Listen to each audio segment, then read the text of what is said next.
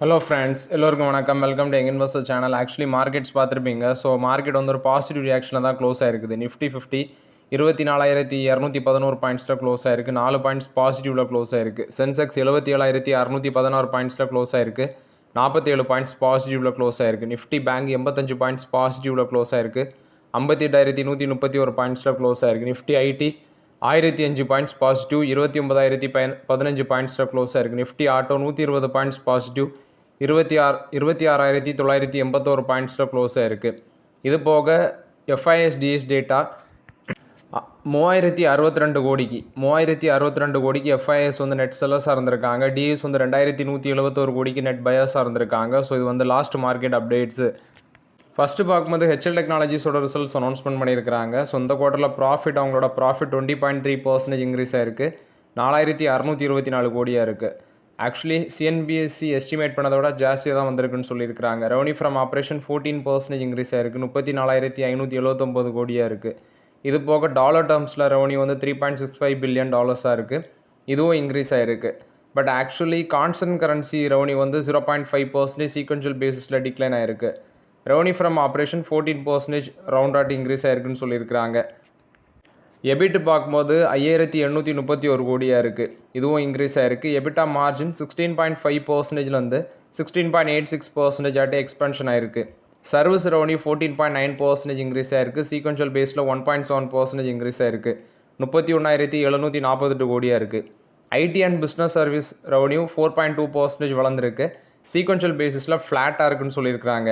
Engineering and research and development revenue 0.3% year on year பேசிஸில் increase ஆயிருக்கு.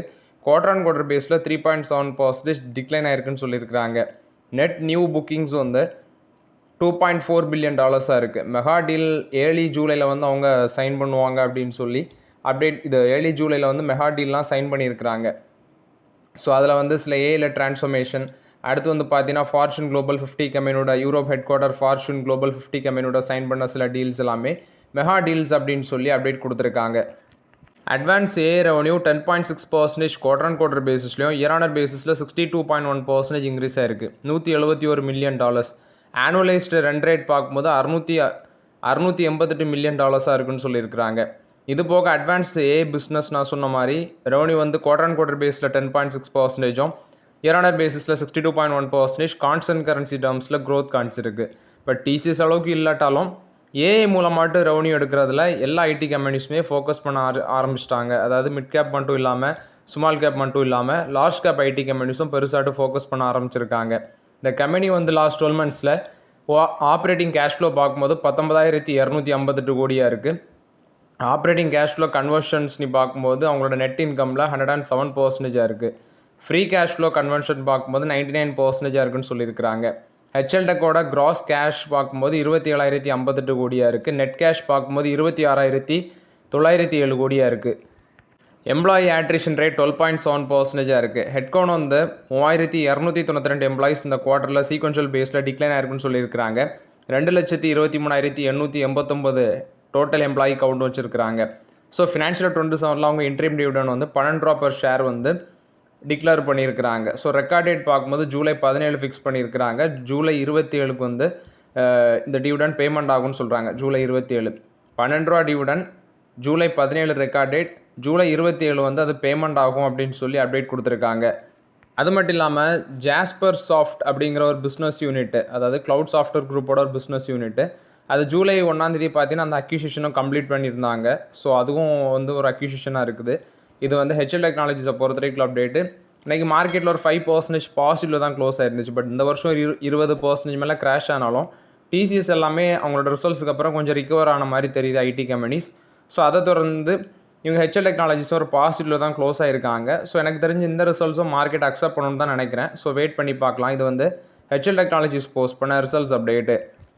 என்டிபிசியோட board பார்த்தீங்கன்னா 20,456 crore worth of project Lara stage 3 power project சத்தீஸ்கரில் complete பண்ணுறதுக்கு board clearance கொடுத்துருக்காங்க. So இது வந்து என்டிபிசி கொடுத்த அப்டேட்டு. ஸோ பவர் டிமாண்டை வந்து மீட் பண்ணுறதுக்கு இந்த ப்ராஜெக்ட் இன்வெஸ்ட்மெண்ட்டுக்கு பார்த்தீங்கன்னா என்டிபிசியோட போர்டு அப்ரூவல் கொடுத்துருக்காங்கன்னு சொல்லியிருக்கிறாங்க. யூஎஸ் மேஜர் ஹெல்த் கேராக இருக்கிற விட்டாரிஸ் இவங்க வந்து பார்த்தீங்கன்னா பயோகான் லிமிடெட்லேருந்து கம்ப்ளீட்டாக எக்ஸிட் பண்ண போகிறாங்க அப்படின்னு சொல்லி ஒரு அப்டேட் வந்திருக்கு. கிட்டத்தட்ட 5.64% ஸ்டேக் வந்து அவங்க டைல்யூஷன் பண்ண போகிறதாட்டும், அதோட வேல்யூ 3481 கோடி. அவங்க ஃபுல் பிளாக் டீலில் வந்து பார்த்தீங்கன்னா டைல்யூஷன் பண்ண இருக்கிறாங்க அப்படின்னு சொல்லி அப்டேட் கொடுத்துருக்காங்க. அதாவது விட்டாரிஸ் ஓன் பண்ணுற மைலான் ஐஸ் மைலான் அவங்க வந்து பயோகானில் வச்சிருக்கிற ஸ்டேக் ஃபுல்லாக வந்து பார்த்தீங்கன்னா கம்ப்ளீட்டாக எக்ஸிட் பண்ண போகிறாங்க அப்படின்னு சொல்லி ஒரு அப்டேட் வந்திருக்கு. ஸோ இது வந்து பயோகானை பொறுத்த வரைக்கும் அப்டேட்டு. ட்ரம்ப் ஜெயிச்ச சமயத்தில் பார்த்தீங்கன்னா ஃபஸ்ட்டு நல்ல டேரிஃப்லாம் போட்டுட்டு இருந்தார். எதுக்கு எடுத்தாலும் டேரிஃப்னு. அடுத்து ரெண்டாவது பேச்சுவார்த்தைக்கு அப்புறம் டேரிஃப் எல்லாமே குறைச்சாரு. அடுத்து மறுபடியும் டேரிஃப்னாரு, ரெசிப்ரோக்கல் டேரிஃப் அப்படி இப்படின்னு போயிட்டு இருந்துச்சு. ரெண்டாவது யூஎஸில் வந்து கோர்ட்டே சொல்லிட்டாங்க, உங்கள் இஷ்டத்துக்கெல்லாம் டேரிஃப் போட முடியாது, ஆல்ரெடி போட்ட டேரிஃப் எல்லாமே ரீஃபண்ட் பண்ணுங்க அப்படின்னு சொல்லி. ஸோ இப்போது இந்தியன் எக்ஸ்போர்ட்டர்ஸுக்கு கிட்டத்தட்ட அந்த ரீஃபண்ட் மூலமாட்டு கிடைக்கிற டேரிஃபோட வேல்யூவே கிட்டத்தட்ட $1 பில்லியன் மேலே வருது அப்படின்னு சொல்கிறாங்க.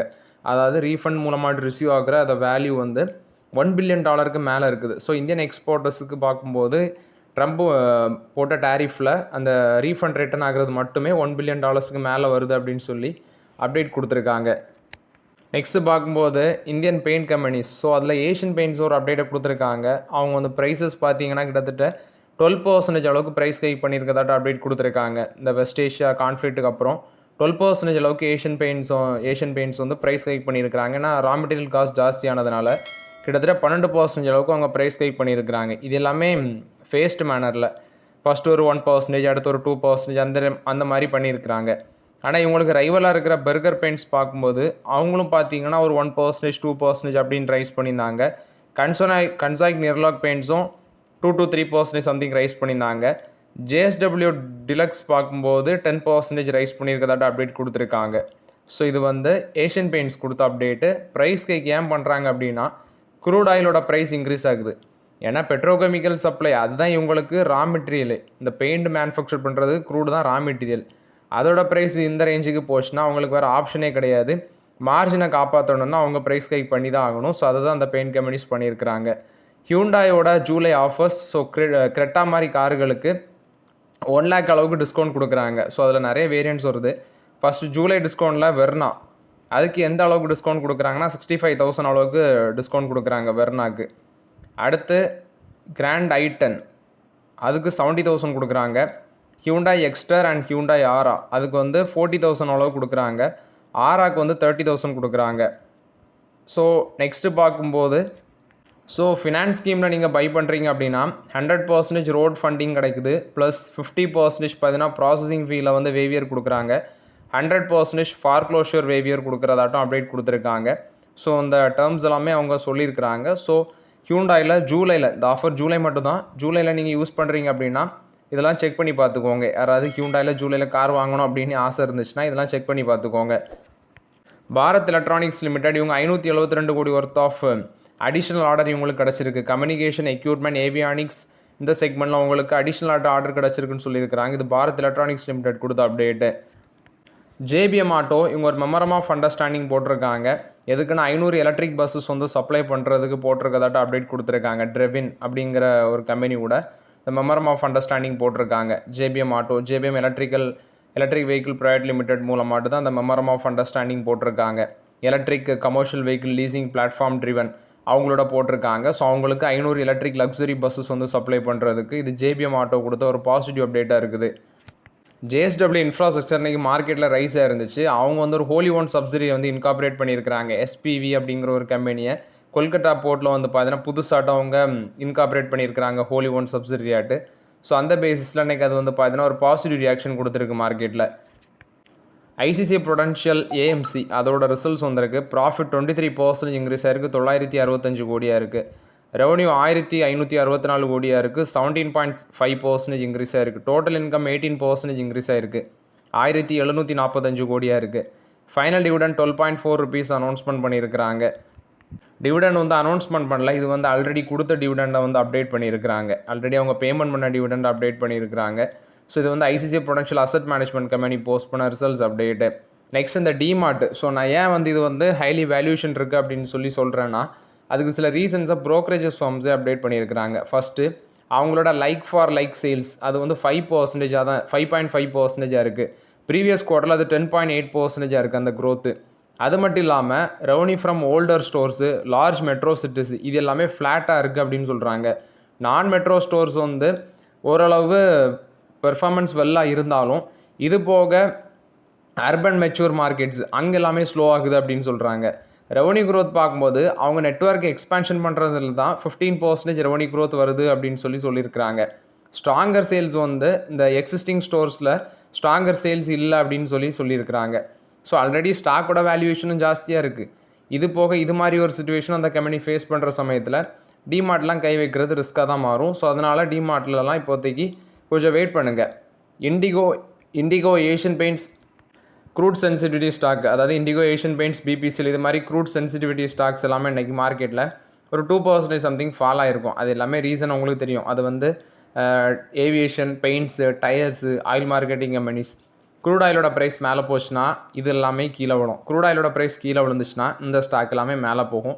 அது வந்து எழுதப்படாத விதி. அது வந்து பார்த்திங்கன்னா குளோபல் லெவலில் நடக்கிற அப்டேட்ஸை பொறுத்து தான் இருக்குது. ஸோ ஓகே ஃப்ரெண்ட்ஸ், ஆக்சுவலி இந்த வீடியோவில் சில இம்பார்ட்டன்ட் அப்டேட்ஸ் எல்லாமே டிஸ்கஸ் பண்ணோம். இந்த வீடியோ உங்களுக்கு பயனுள்ளதாக இருந்துச்சுன்னா லைக் பண்ணுங்கள், சப்ஸ்கிரைப் பண்ணுங்கள், கமெண்ட் பண்ணுங்கள். Okay friends, thank you.